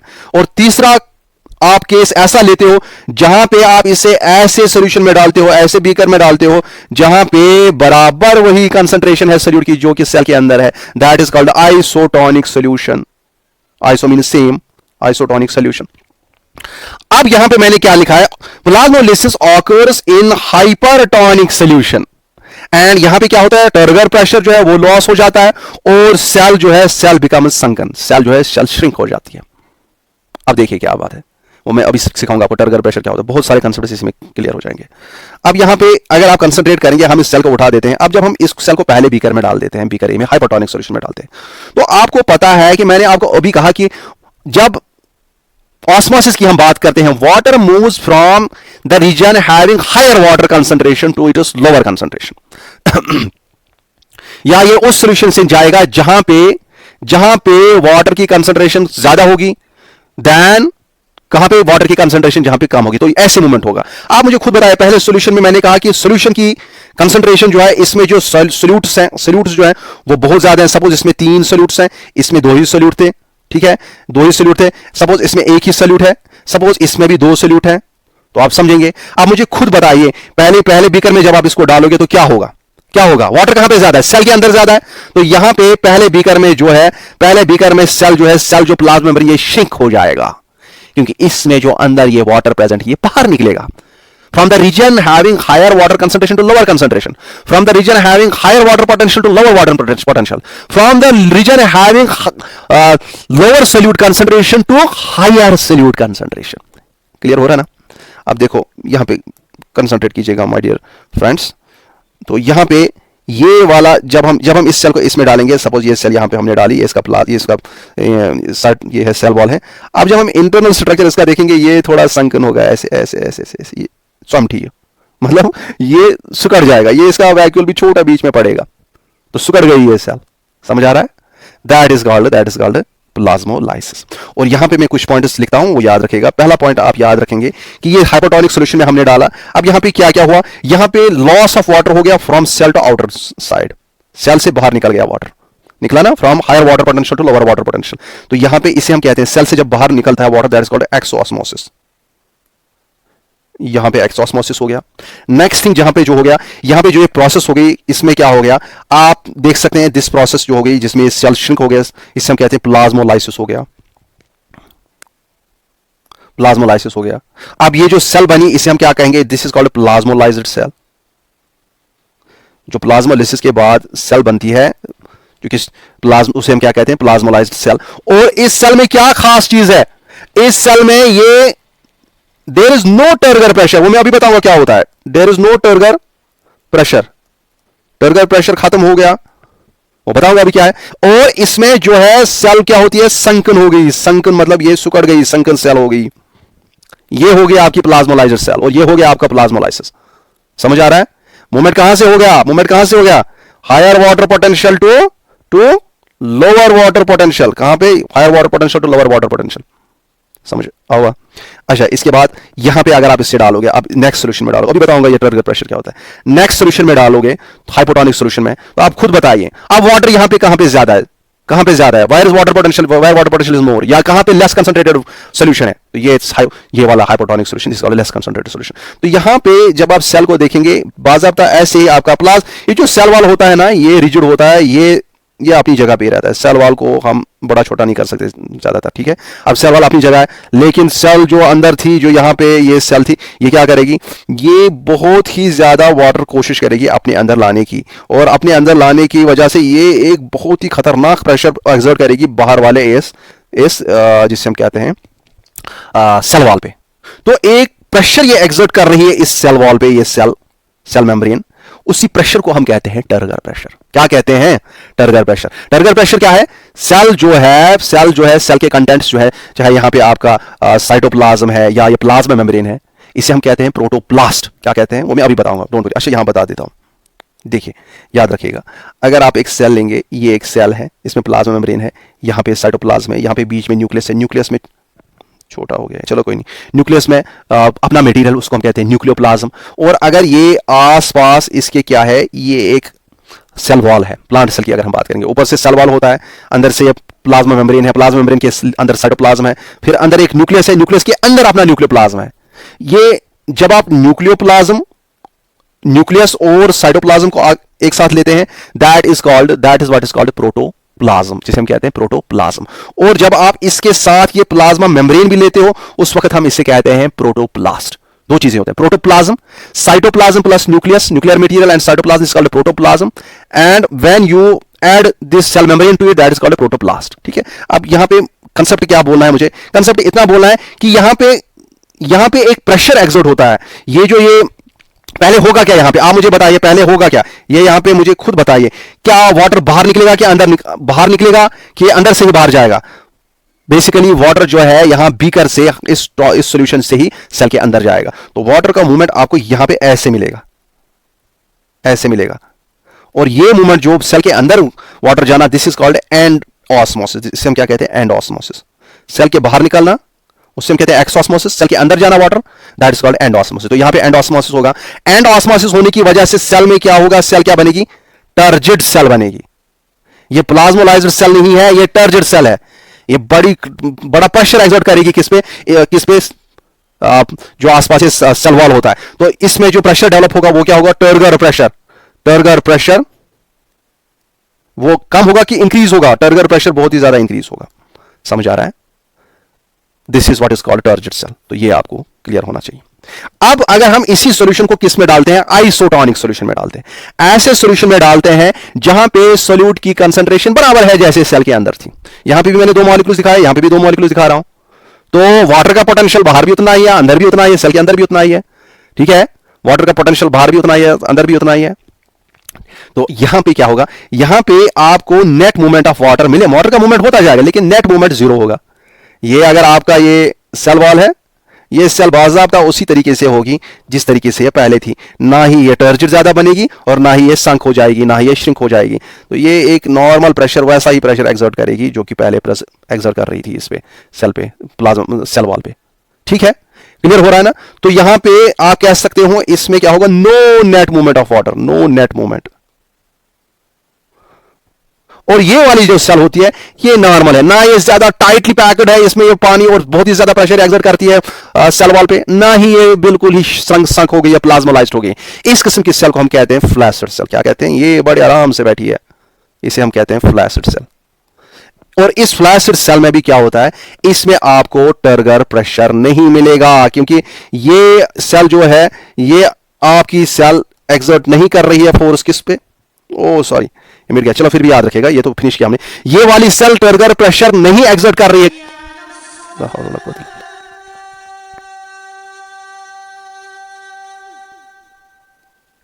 ये वाली सेल एक्सर्ट नहीं कर रही है फोर्स ऑन व्हाट?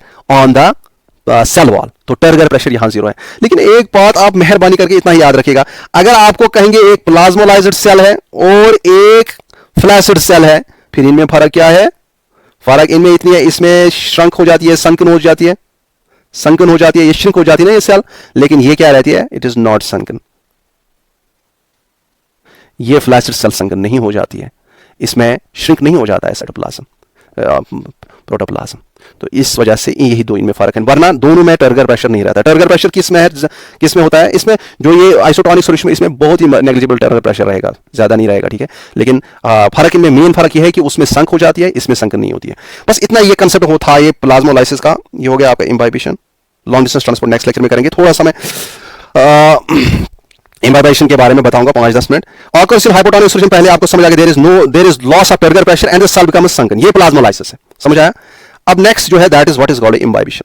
देखिए आपने अक्सर देखा होगा कि विंटर्स में या जब भी ह्यूमिडिटी एटमॉस्फेयर में होती है तो हमारे जो डोर्स होते हैं वो क्लोज नहीं होती हैं, हमारी विंडोज क्लोज नहीं होती हैं, क्योंकि लकड़ी जो है वो एब्जॉर्ब करती है एटमॉस्फेयर में जो मॉइस्चर होता है और वो फैल जाती है, फूल जाती है। ओके, तो that is what is called imbibition. Imbibition क्या है? वाटर एड्सॉर्प्शन, एब्जॉर्प्शन नहीं कह रहा हूं, adsorption on solids without forming solution. Water adsorption on solids without forming solution, कि सोल्यूशन नहीं बना रहे हैं सोल्यूशन कि सोल्यूशन कब बनेगा? अगर एक लिक्विड में सॉलिड डिजॉल्व हो रहा है, अगर हमारी लकड़ी है, लकड़ी पानी पी रही है, ये एटमॉस्फेयर में मॉइस्चर पी रही है, क्या लकड़ी पानी में फिर डिजॉल्व हो रही है? क्या सोल्यूशन बन रहा है?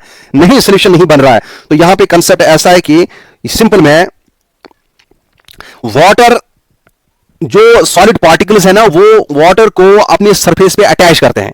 अगर ये लकड़ी है, ये लकड़ी है ना, इसमें बहुत सारे पार्टिकल्स हैं, ये लकड़ी के पार्टिकल्स फॉर एग्जांपल, ठीक है, ये बहुत सारे लकड़ी के पार्टिकल्स हैं।